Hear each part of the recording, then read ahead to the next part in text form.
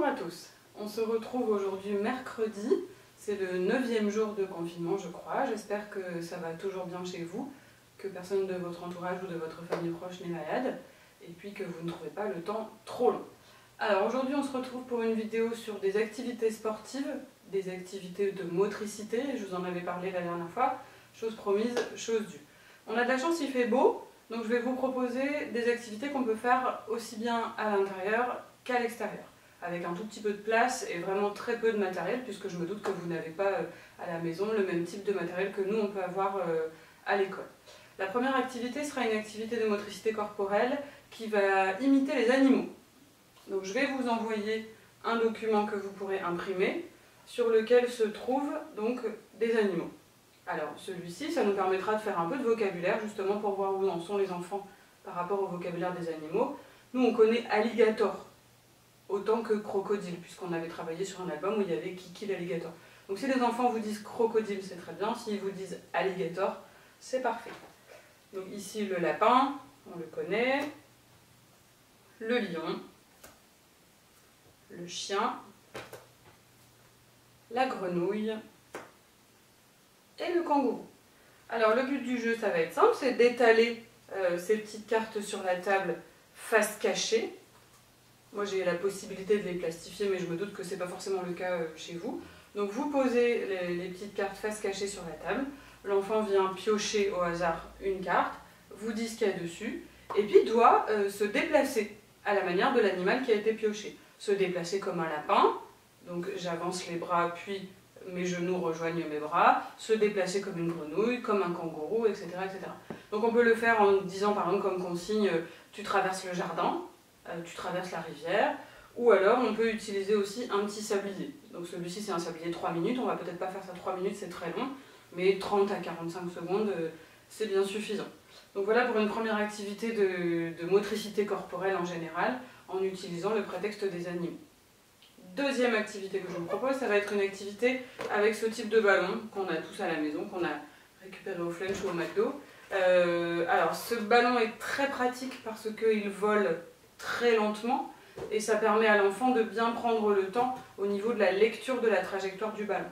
Donc là, la première chose qu'on va pouvoir faire, c'est tout simplement demander à l'enfant de le taper sur le ballon tout seul. Et puis après, on va pouvoir mettre un petit challenge avec tous les autres membres de la famille. C'est une fois que le ballon est en l'air, il ne doit jamais toucher par terre. Donc si le ballon arrive vers vous, hop, il faut lui donner une petite impulsion avec les mains, avec la tête, avec les pieds. On peut être très très créatif, mais voilà, ce ballon ne doit jamais atterrir au sol, on doit se débrouiller. En intérieur, c'est plus facile qu'à l'extérieur, parce qu'à l'extérieur, il y a souvent un peu de vent. Et enfin, troisième activité que je vous propose, là j'ai essayé d'être un petit peu créative au niveau du matériel, c'est une activité de lancer. Donc là on va prendre tout simplement un bac à lessive et puis des petites paires de chaussettes bien roulées, d'accord?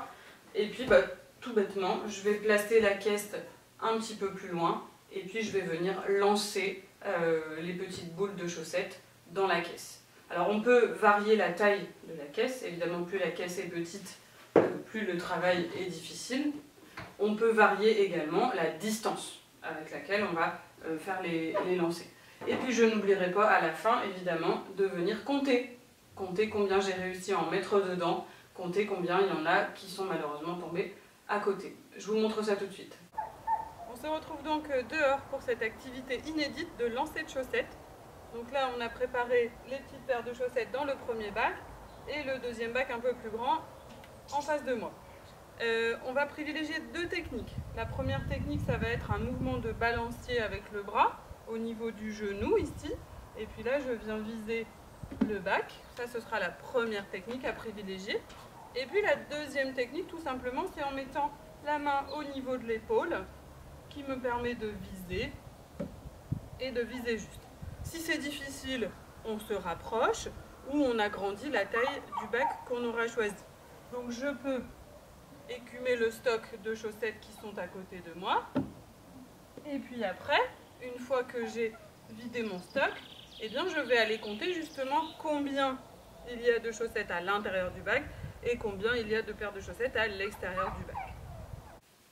Et bien voilà, j'espère que ces trois activités vous ont plu, que vous arriverez à les mettre en place chez vous, avec les enfants, dans le jardin ou à la maison.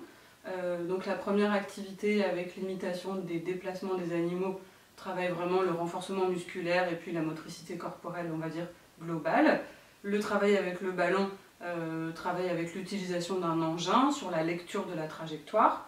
Et puis le petit travail de lancer, les activités de lancer de chaussettes, là pour le coup, vont plutôt permettre à l'enfant d'apprendre à maîtriser son geste et puis avoir un aspect un petit peu plus précis et un peu plus technique sur le lancer. Voilà, et ben n'hésitez pas une fois encore à me faire vos retours, à me montrer des petites photos ou des petites vidéos de vos enfants en train de réaliser les activités qui auront été montrées ce soir. Bonne continuation à vous, bon confinement, restez chez vous, et la prochaine vidéo probablement ce sera pour des mathématiques. A très vite.